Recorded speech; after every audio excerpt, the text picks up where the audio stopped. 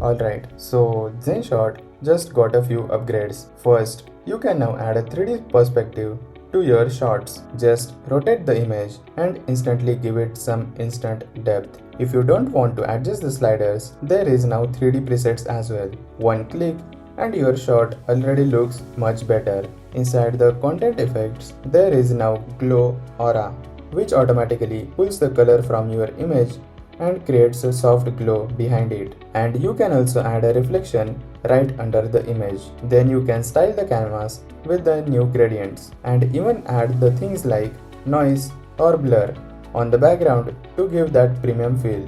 You can still tweak the things like border radius and styles to match whatever look you want. And once you are happy with the shot, just sign in to remove the watermark and export it. That's the latest update to Zenshot.